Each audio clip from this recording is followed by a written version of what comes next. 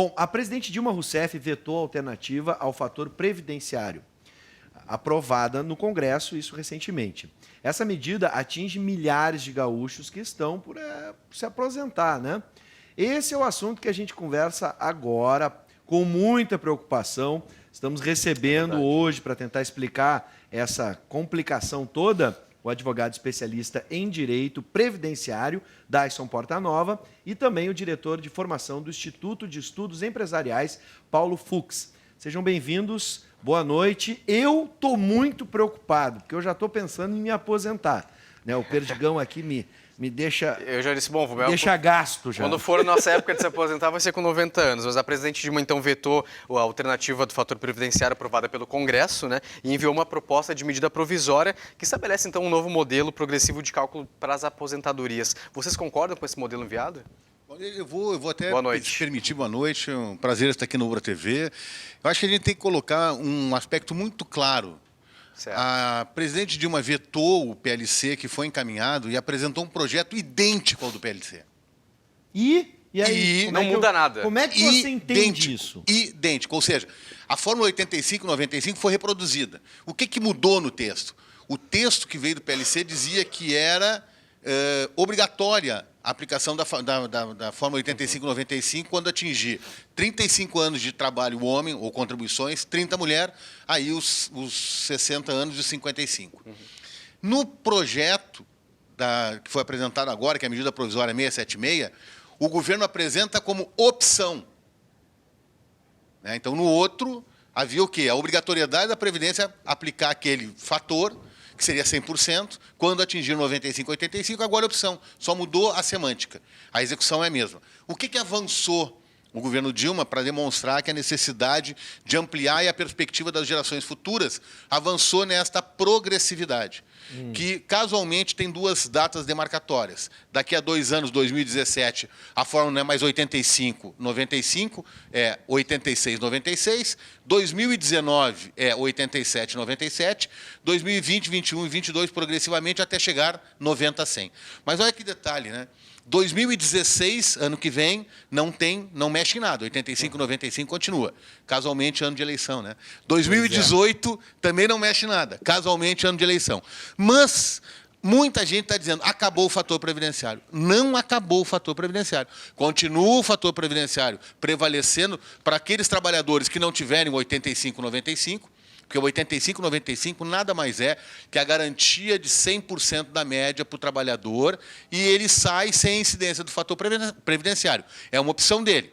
Se ele quiser continuar trabalhando, por exemplo, chegar lá com 65 anos e 37 de trabalho e a aposentadoria dele for 117%, pode, porque o fator continua valendo. Sim. Se ele tiver 52 anos de trabalho e 52 anos de idade e 35 de trabalho, ele também pode, só que o fator vai ser 60. Sim. Entendeu? Então, a regra em si, ela cria um único elemento, que é o fator neutro. Essa é uma discussão que vem sendo debatida desde 2009, foi vetada pelo Lula, foi um trabalho do senador Paim, aqui de Canoas, e que agora está sendo aceita pelo governo como essa fórmula neutra. Mas não revoga o fator previdenciário, ele continua nas aposentadorias por tempo de contribuição, incidindo com menos tempo ou com menos que o valor 95-85 e com mais também. Certo? Então, é bom que se diga isso, porque tem muita gente dizendo acabou o fator previdenciário. Não, sim, ele é uma das alternativas no esquema legislativo, é onde trata o fator previdenciário, o artigo 29. Nós temos o 29, o 29A, B e agora o C. Ou seja, cada uma das hipóteses que prevê o fator previdenciário, ela vai ser tratada diante das condições de tempo de contribuição e idade do trabalhador. Agora, eu vou fazer a pergunta, a mesma que eu fiz em off para o doutor Dayson, vou fazer a pergunta para quem está em casa e que está com a cabeça, né, o lado esquerdo do cérebro parou no direito e o direito parou no esquerdo, deu um nó na nossa cabeça, porque não é fácil de entender a fórmula. Para quem está em casa, doutor Paulo, eu vou me aposentar, e aí o doutor Dayson respondeu o seguinte, olha, e aposentar vai, só não sei quando e vai ganhar quanto. Eu vou me aposentar com tranquilidade? Será? Eventualmente, tu vai te aposentar, sim. O que é o fator previdenciário? Né? Por que ele existe? Agora, eu concordo plenamente, doutor Décio. Isso foi só uma manobra política para ela não poder dizer estão vetando, então eu estou oferecendo a mesma coisa com outra roupagem. Mas por que é importante essa roupagem? Tá? Por que existiu o fator previdenciário? Por que existe essa nova regra de progressividade? A gente não sabe qual é a expectativa de vida que essa pessoa que está se aposentando aos 60, 65 vai ter daqui a 20 anos, porque a sobrevida está aumentando. Sim. Ao mesmo tempo, a gente está tendo uma queda na taxa de natalidade, ou seja, essas pessoas têm menos gente entrando no sistema e tem mais gente saindo. Né? Então, o Brasil atualmente vive um bônus demográfico, é o período que a gente vai ter maior parte da população em idade economicamente ativa, e atualmente supera o número de pessoas aposentadas ou fora do mercado de trabalho, e permite que o sistema funcione. Mas esse sistema, na verdade, é um esquema pirâmide. Como é que é um esquema pirâmide? É um esquema Ponzi. Né? Então, ele precisa constantemente de novas pessoas entrando no sistema para financiar quem está saindo. Conforme vai entrar menos gente e vai sair mais, essa conta vai ficar impagável. Já é impagável hoje, porque tem muito benefício que foi dado ao longo dos anos sem ter essa pessoa contribuído. Então, a gente teve um déficit de quase 60 bilhões ano passado na Previdência. Ele é custeado pelo governo, mas quem é que custeia o governo somos nós. Então, esse é dinheiro que está saindo de outras atividades econômicas, saindo financiar lá. Sim. Bom, e o teu cálculo? Como é que eu vou saber? Bom, esse é o problema de ter um sistema de repartição previdenciária, que é o que o Brasil tem. É um sistema que, basicamente, que não falei, ele é móvel. Né? Então, tu não tem como definir agora, vou dizer, bom, tu pode te aposentar aos 65 anos, com certeza vai ganhar benefício total a partir dali. Mas quantos anos tu vai viver? E se tu viver até os 100, 105? Tu vai ter contribuído, digamos, 40 anos e tu vai receber o equivalente ou mais tempo fora da contribuição. Ou seja, a conta não fecha. Então, isso é uma questão puramente matemática. Então, peraí, deixa eu ver se eu entendi uma coisa. Às vezes as pessoas dizem, ih, a Previdência vai quebrar. A Previdência já está quebrada, é isso?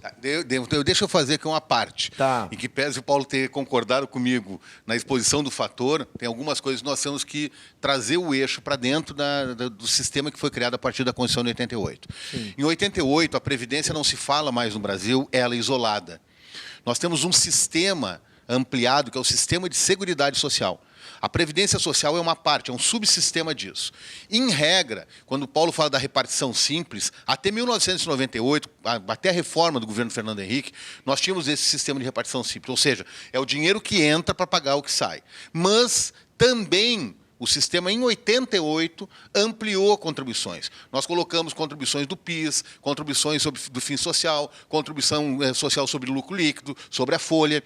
Estas contribuições, ela integra o sistema de seguridade social para pagar saúde, previdência e assistência. A Previdência tem um diferencial.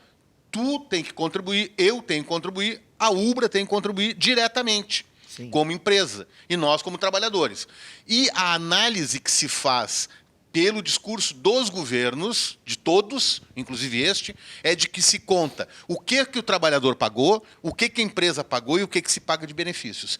Isto, sim, é que é tratado, e aí nesse viés eu vou concordar com o Paulo, que é onde diz que tem um déficit da Previdência.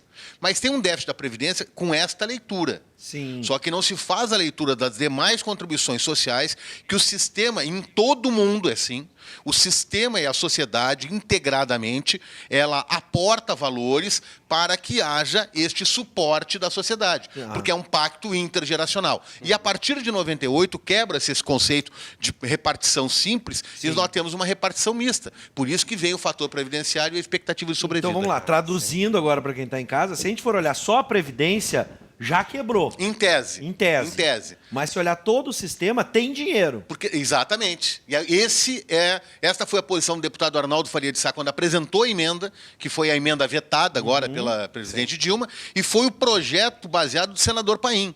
Né? Então, nós temos que entender que dinheiro para o sistema existe. Não estou dizendo que ele existe e vai durar 200 anos. Não é isso. O Paim defende que a Previdência não está quebrada. Não está. Por quê? Porque nós temos que deslocar receitas extraordinárias da Previdência, que são encargos previdenciários, que a União se apropria do dinheiro da Previdência para pagar encargos. A União retira dinheiro pela DRU, que é a desvinculação de receita da União, que é 20%. E ainda nós temos agregados, sem nenhum paliativo a esse segmento. Nós tivemos agregado, a partir da Constituição de 88, ao sistema que ele é de uma diversidade ampla e universal os trabalhadores rurais, que tinham um outro sistema de contribuição. Mas vejam, em nenhum momento pode se dizer que o trabalhador rural não contribuiu. Ele pode ter contribuído pouco. Mas por quê? Porque a lei determinava que ele tinha que contribuir sobre aquele valor. O déficit vai se gerar exatamente por esse pacto intergeracional e por isso que a Constituição ampliou as bases contributivas. Então, se nós não tivermos essa compreensão, pode passar ao largo para quem vê de que está tudo quebrado. Não está. Aí o superávit da Seguridade Social foi de 80 bilhões de reais. Vamos fazer o seguinte, olha só, Perdigão, a gente nem anunciou, a gente nem chamou, né? Mas devido ao interesse, as pessoas que estão em casa têm muitas dúvidas a respeito, é um assunto complexo, as linhas começaram a pipocar lá no nosso suíte, ou seja, está todo mundo com várias dúvidas. Então estamos abrindo agora 3477-9105, 51-3477-9105, para você fazer uma pergunta bem específica no seu caso, ou até mesmo tentando entender. Essa equação toda da Porque não é tão Previdência. fácil. A gente já está na linha com o Valdecir. Valdecir, boa noite, tudo bem? Tu fala de onde? Boa noite, tu fala de onde? De Viamão. Está cortando a ligação. A tua ligação está cortando um pouco, Valdecir. Eu vou pedir para te ir para um lugar mais amplo. Isso, aberto. Isso, pode fazer sua pergunta. Tudo bem? Muito bem, Valdecir, pode fazer a pergunta. Alô? Tá, melhorou? Melhorou, sim, pode fazer sua pergunta. Infelizmente, não vai dar. Valdecir, eu vou pedir para que tu refaça a ligação, Valdecir, que infelizmente a qualidade não está muito boa. Mas liga pra gente, viu, Valdecir? Isso. Obrigado pela audiência e tenta de novo. E você aí de casa, pode ligar, 3477-9105 e faça a sua pergunta. Agora tem muita gente se perguntando, vou me aposentar nesse ano, já encaminhei a aposentadoria. Essas regras já valem para quem está se aposentando hoje? Se não me engano, entrou já em vigor. Já entrou em vigor. É noventena, né? Até ser aprovado a MP ser aprovada pelo Congresso. Vamos pensar assim, ó, eu vou me permitir abstrair, porque às vezes quem está lá do outro lado fica muito angustiado, achando que tudo vai mudar. Claro. As pessoas que estão aqui ouvindo o nosso bate-papo não tem que se preocupar com nada. Em tese, nada mudou. Como eu disse, o fator previdenciário continua incidindo para quem tem menos de 85,95 e para quem tem mais, certo? O que está vigendo é uma opção de você ter nesta condição, 85,95, mulher e homem, a possibilidade de ganhar uma aposentadoria com 100%. Perfeito? Bom, então antes de, ou ao fazer o pedido, e não precisa ir correndo lá na agência do INSS, que eu imagino que o pessoal aqui em Canoas deve estar todo mundo descabelado, que é uma das agências que mais gente tem. Lá em Porto Alegre a loucura a sangria estava desatada, porque está todo mundo achando que o mundo mudou. Mas o mundo não mudou. O que tem que fazer é o seguinte, quando for protocolar o pedido, só diga lá para os servidores, olha, eu quero que você me apresente o cálculo, quando vier a carta de concessão, eu quero fazer a opção no futuro e verificar o cálculo, se está certo ou não. Eu posso, recebendo a correspondência do INSS, e amanhã dizer o seguinte, não gostei dessa conta, eu não quero esse benefício. Ele pode fazer isso. Ou verificar, olha, eu tenho aqui a fórmula 8595 e vocês não me deram, eu quero isto. Certo? Então, não é uma sangria desatada. Já está vigendo. Sim, a partir de hoje. Foi assinado, foi publicado no Diário Oficial. A partir de hoje deveria ser cumprido isso. Obviamente que não vai ser hoje que o sistema vai implantar isso.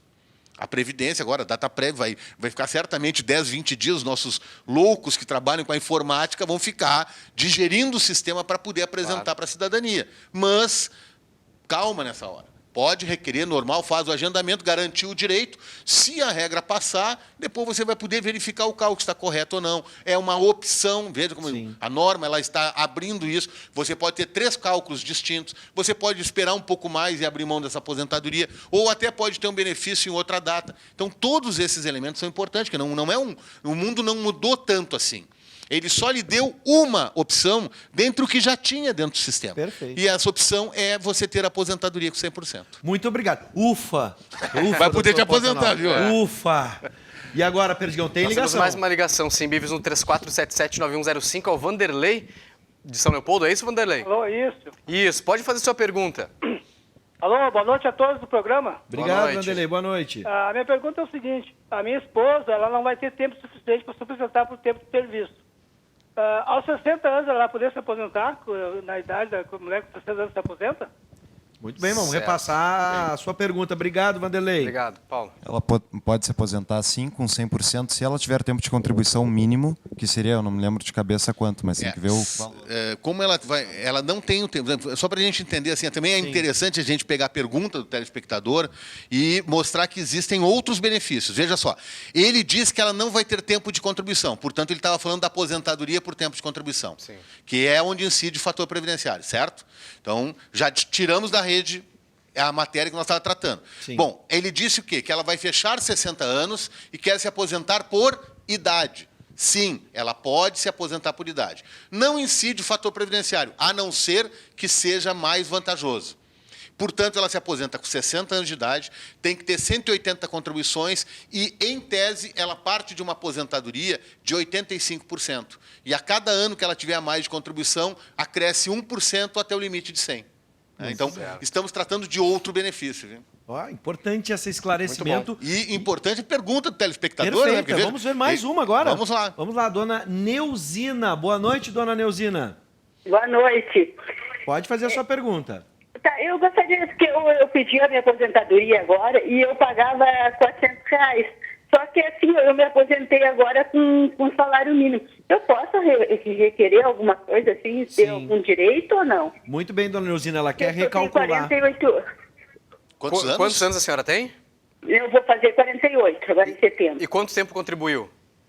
30 anos. 30 anos. Tá, então, veja que interessante, né? Ela falava que contribuía R$400, como deve ser autônoma, ela deve estar pagando em torno de R$2.000. Sim. É uma média o cálculo, então não é pelo último mês, então é uma média, e a média chegou a um determinado valor. 48 anos de idade e 30 de trabalho dá mais ou menos um fator previdenciário próximo a 50%. Mesmo que ela chegasse em 2.000 de média, o fator, no caso dela, reduziria a metade o valor do benefício. Então, ela já partiria de 1.000. Provavelmente, o fator deu um pouquinho menos e a média deu um pouquinho menos. Então, é por isso que ela caiu no salário mínimo. Porque ela tem pouca idade, né, e pouco tempo de contribuição. No caso dela, ela tem, na soma, 78. Ela teria que chegar a 85 para chegar a 100%. Então, ela teria, se não tivesse requerido benefício, que contribuir mais 4 anos, porque ele agregaria 4 anos de contribuição, 4 de idade, damos 8, chegaríamos na fórmula 85. Então, ela não ao meu ver, neste momento, ela não deveria ter requerido aposentadoria, porque havia todo esse tumulto, ou então requerer e não receber o dinheiro, e esperar para ver se essas mudanças podem projetar uma aposentadoria melhor. Isso é o que nós chamamos no direito previdenciário de preparação para a aposentadoria, mesmo no regime geral, porque no regime privado é uma outra situação, mas no regime geral você pode preparar a sua aposentadoria, verificar o cálculo, qual é o melhor momento, verificar uma prospecção futura, se vale a pena investir esses R$400 durante 4 anos, que vai dar aí, vamos pegar 50 meses, 50 meses, esses R$400, ela vai botar R$20.000 para receber um benefício de R$2.000. Então, valeria a pena, porque em 2 anos, 1 ano, ela já recuperaria o investimento dela. 10 meses. Então, esse tipo de tratamento, pouquíssima gente faz. A gente faz o quê? Fechei os 30 anos, fechei os 35, vou no INSS e requero. Não. Procura a própria agência do INSS, vê se não tem um momento melhor, vê se não pode melhorar a contribuição, se não vai ter reflexos, né, nestas condições, se tu não tem um tempo a mais para averbar, porque todos esses elementos, eles interferem no cálculo da aposentadoria. Por isso que é importante as pessoas também compreenderem o direito previdenciário, que, em regra, todo mundo conhece o direito do trabalho. Sim. Né? Porque no dia a dia a gente está sendo... Agora, o previdenciário só vai te preocupar um dia antes de fechar os 35 anos. Sim. Bom, aí tu pega essa regra do fator, ninguém entende nada. Então, sempre é bom consultar um técnico, um contador, um advogado, as pessoas que atuam, a própria Previdência, que tem um sistema muito eficaz, e é bom que se diga, porque a Previdência hoje mantém 35 milhões de benefícios, concede em média 800 mil por mês. Então, a gente também tem que mensurar o quanto é importante esse sistema no Brasil, né? Bom, temos mais uma ligação, Perdigão, é o Regis. É a última dessa noite, a gente tem Isso. muitas ligações, mas a gente vai botar no ar o Regis agora. Boa noite, Regis, tudo bem? Olá, tudo bom? Pode fazer sua pergunta. Eu queria perguntar se a mulher com 60 anos e 15 anos de pago na carteira ela pode se aposentar. Certo, 60 anos e 15 pago. Exatamente. Obrigado, a pergunta do nosso antecessor ouvinte, né? Vanderlei. Isso. Que ele disse o quê? Olha, ela não vai conseguir se aposentar por tempo de contribuição. Pode se aposentar por idade? Sim, exatamente agora. 15 anos de contribuição em 60, vai se aposentar, apura a média dos salários desde 94 para cá, ou o período de contribuição que ela tiver, retira os 80% maiores, incide 85% no valor, e ela se aposenta muito bem, até logo, obrigado. Muito bem. Vamos voltar para o nosso raciocínio. Eu queria perguntar para o Paulo assim, ó, alguns países tiveram um problema muito grande com a Previdência, né? Vamos recapitular aí alguns países da Europa, por exemplo. Eu queria perguntar qual modelo que a gente pode imaginar que seria um modelo ideal, ou se existe algum país que adotou esse modelo. Bom, na minha opinião, e de vários pensadores mais liberais, primeiro, o que é previdência atual? É coerção. Então, vocês aí que estão fazendo cálculos, estão tendo que na INSS pedir realmente cálculo para verificar o quanto tu tem direito. O direito é o quê? De receber o dinheiro que tu pagou lá no início.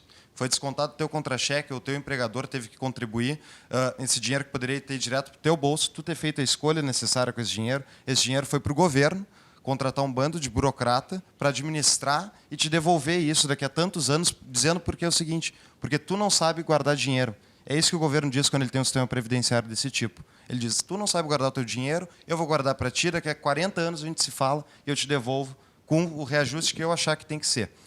Qual é o melhor sistema? O melhor sistema é o dinheiro ficar no bolso do indivíduo. É melhor. Quem é que sabe melhor sobre as suas contas do que a própria pessoa, o indivíduo? Não é o governo que sabe que conta tem que pagar. Por exemplo, faz aí 20%, faz em cima do dinheiro que tu recebe, faz 20%. Pega esse 20% do salário que vocês têm, quanto vocês poderiam ter pago de contas, que outras coisas poderiam ter comprado, ou que coisas poderiam ter poupado dinheiro e construído capital.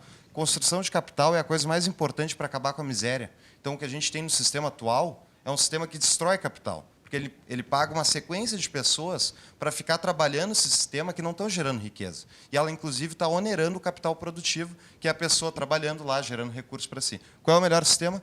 Para a minha visão, não ter sistema previdenciário. Não, nada ser obrigatório. Quer ter privado ou quer pagar o próprio INSS, se fosse opcional, eu acredito que seria válido. Mas agora tu tem uma arma na tua cabeça dizendo ou tu paga ou tu vai para a cadeia, porque é proibido tu não pagar. Tá? Como temos dois especialistas aqui, eu gostaria também da opinião do Com todo do professor respeito, eu Dyson. estou meio arrepiado aqui, né? Principalmente porque eu tenho estudado muito mais a escola beveridgeana, né? Que inclusive tinha um viés liberal, né? E o próprio William Beveridge, quando faz o plano com Churchill pós-Segunda Guerra, ele deixa muito claro que existe um limite de intervenção e alcance do Estado e um limite da liberdade individual. E há um conceito no direito previdenciário, e aí o professor Carmelo Mezzalago, que também é um pensador da CEPAL e é um dos precursores das reformas da América Latina, saído de Cuba e educado em Harvard, também sempre defendeu que existe um mínimo existencial que o Estado tem que defender. E esse mínimo existencial no Brasil, ao meu ver, é um dos sistemas, se não vou dizer o mais qualificado, mas é um dos melhor organizados, porque o sistema de proteção social de previdência hoje no Brasil representa a proteção de 11 benefícios previdenciários. Se você faz um contrato de previdência privada, qualquer que seja, você contrata um objeto. Você contrata ou o risco, ou a morte, ou a invalidez, ou um benefício futuro, e você vai ter que fazer um contrato para cada um desses. O pacto social, né, que se estabelece aqui não como uma coerção do Estado, mas sim um pacto social, nascido de uma Constituição democrática, plural, representativa de toda a sociedade, estabeleceu que nós temos uma previdência pública, regime obrigatório. Por quê? Porque o cidadão não tem cultura de poupança. Nós não temos, no Brasil, não há cultura de poupança. E se nós formos em outros países, como na Alemanha, o sistema é exatamente igual. E é um sistema hoje com um viés extremamente liberal, né, diante da representação de Angela Merkel, da quebra do Estado social-democrata com o sistema liberal atual. Nós tivemos a mesma situação na Itália, tivemos a mesma situação na França, e há um mínimo existencial garantido. Bom, o resto, os demais, você pode ir para o sistema privado. Por quê? Porque não há, e isso é universal, não é um problema do Brasil, não há cultura de autopoupança. Nós, e aí acho que tu bem dissesse, eu vou pagar por outras prioridades. Se tu não coagir, o Estado não intervir, e nós temos esse nosso modelo baseado em Beveridge, baseado nessa história, nessa evolução histórica dos países centro-europeus.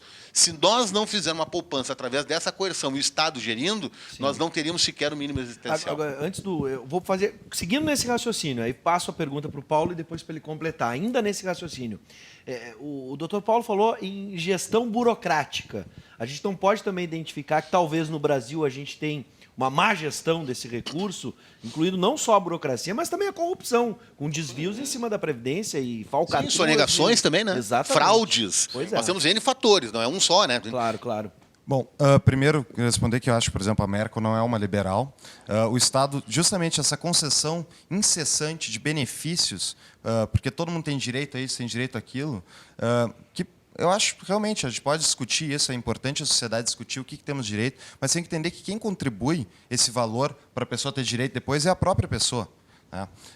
Então, a Europa escolheu fazer um sistema totalmente de assistencialista, de ter muitos direitos, poucos deveres. O que aconteceu? Essa quebradeira que foi em 2008, foi nos Estados Unidos, foi por outras razões também de intervenção, mas ali na Europa foi um Estado social muito caro, que acabou com a produtividade, eles perderam empregos, endividou o Estado, endividou as próximas gerações, endividou os filhos deles. Então é importante fazer essa ressalva, que é justamente essa concessão constante. Não, a gente tem direito a isso, direito àquilo. Não, o melhor seria a pessoa cuidar da sua própria vida, sem ter que pagar para o Estado. No caso, uma previdência privada? Seja privada, seja poupança.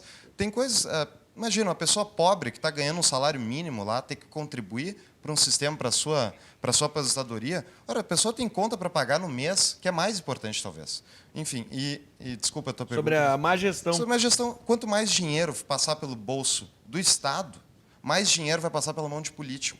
Então, isso é um dinheiro que não é dele, é um dinheiro que ele tem acesso mais fácil. Não é o dinheiro que não é que nem ele ir com a mão no seu bolso, um político corrupto ou um burocrata corrupto. Se o dinheiro não foi para o Estado, ficou com o indivíduo, diminui essa corrupção. Então, a corrupção é fruto de um sistema constante de transferência de recursos para a União e depois retorno desse recurso para a pessoa. Então, nesse meio do caminho aí, pode se roubar duas vezes. Então, é importante ressaltar isso. Bom, aí nós estamos quase num conflito ideológico aqui, porque o Paulo é importante o debate ficar rico assim. Não, é que ele está num campo, né, liberal, ultraliberal, nem smithiano, até um pouco além, né, do neoliberalismo de Thatcher e Reagan. Acho que é mais ou menos por esse caminho, onde a intervenção do capital seria dominante na sociedade, e o capital é quem faria essa gestão de melhorias ou não do Estado. E eu já acho que não é assim. Eu acho que há um equilíbrio de força. Eu acho que o Estado mínimo ele tem que estar presente, mas não no conceito mínimo, mas o Estado mínimo como Estado gestor, né, intervenção em determinadas áreas, porque se nós pensarmos no liberalismo, vou pensar FIFA. A FIFA é extremamente liberal, mas mais corrupção do que lá que foi apresentada não existe, né? Então a corrupção não é inerente ao Estado político, social, a corrupção é inerente ao ser humano, liberal, revolucionário, de esquerda, centro-direita, né? No Japão, se viu há 2 anos atrás, né, o primeiro-ministro renunciando, todo o parlamento renunciando, porque a corrupção aconteceu no Japão. Então não é esse discurso da corrupção, eu acho que ele é equivocado. Ele pode fazer parte de um nicho que deveria ser expurgado da sociedade, né? Talvez não como a China, matando os corruptos, também não precisamos chegar aos extremos, mas nós temos que fazer uma revisão sobre a sociedade que queremos. Esse pacto social, para alegar que só temos deputados e gestores corruptos, eu particularmente acho que no Brasil existem excelentes deputados, excelentes gestores. O Rio Grande do Sul é uma matriz de gestão, tanto que no governo Fernando Henrique, no governo Lula, no governo Dilma, saíram daqui gaúchos que não querem mais a gestão de Estado centralizador, que nem o nosso, não querem que os gaúchos saiam de lá, porque deram uma nova visão para o Estado. Um dos exemplos, eu vou permitir, é o exemplo do Bolsa Família, que obviamente seria uma crise aqui, que é o exemplo que a Organização das Nações Unidas pegou como o melhor modelo de quebra dos paradigmas de miserabilidade. Está sendo aplicado na África como modelo da ONU. Então, o Brasil, a partir, né, tanto do Graziano, quanto agora da Tereza Campelo, quanto dos próprios projetos que o Fernando Henrique fazia separadamente, acabou num modelo de gestão nacional e internacional. Sim. Então, o que tem que se entender é que o Estado tem que estar presente para cumprir as condições básicas. E a Previdência em R$ 4.500, ou R$ 4.663, que é o teto, ela não supre as necessidades básicas, mas ela atinge 80% da população. 80% é atingida e vai ser protegida pelo sistema previdenciário. Eu não sei se a previdência privada no Brasil suportaria o potencial de pagar 35 milhões de benefícios com a quebradeira, exatamente a quebradeira de 3, 4 anos atrás dos Estados Unidos, porque foi uma quebradeira do sistema econômico, que afetou a Europa, que é exatamente o sistema econômico que se apropria das riquezas e concentra em poucos. Então, é essa a discussão que nós temos que saber. Se nós queremos enriquecer os já ricos e muito ricos, ou nós queremos que essa distribuição se dê. A Previdência Social é o maior instrumento de distribuição de riqueza que o Brasil tem hoje. Hoje, o orçamento é de 180 bilhões de reais só da Previdência. Sim. E a arrecadação é de 167 bilhões só do trabalhador e do empresário, fora as demais contribuições. Então, esse sistema ele é um sistema extremamente forte, ele é plural, e ele representa o interesse de toda a sociedade. Sim. Não é o rico ou o pobre, é de toda a sociedade. Eu vou fazer a gente está no final, já, Bibi. Infelizmente, tinha algumas outras dúvidas, o pessoal de casa querendo fazer algumas perguntas. Vamos marcar de novo? Vamos marcar e vamos fazer o seguinte, já que o debate evoluiu até para essa questão ideológica, e a gente tem que falar, por exemplo, explicar para as pessoas por que, às vezes, o dinheiro some, né? Quem é que acaba sonegando, quem é que acaba metendo a mão no que não é seu. Né? Então vamos fazer o seguinte, já que para a gente, num segundo momento, discutir duas coisas. O sistema, como ele funciona para as pessoas entenderem, e também alternativas. A gente falou aqui em previdência privada, o Dr. Paulo falou também na poupança. Tem a questão da reaposentadoria também, que daqui a pouco é uma vantagem agora. Bem lembrado, né? E as questões de recálculo, enfim. Então, como o assunto é complexo, eu vou convidar os dois para retornarem em breve, para a gente poder evoluir agora mais um pouquinho nesse assunto, que não é fácil, e os especialistas acho que estão aqui para comprovar isso, não é verdade? Claro. Muito obrigado, doutor Paulo, e também doutor Dyson, sejam sempre bem-vindos e vamos em frente. Eu que agradeço, parabéns por a gente poder fazer essa polêmica, que essa polêmica aqui é sem maravilhosa. Dúvida, o debate para muito a gente rico. Poder em alto evoluir. Nível, assim não, e que até é bom. Porque a sociedade tem que entender que as divergências e as diferenças, elas têm que ser convividas. Com certeza. Eu agradeço também e justamente concordo plenamente, a discussão de ideias é o que faz a sociedade avançar. Que bom, que bom. Obrigado, e a gente está se propondo a fazer isso aqui.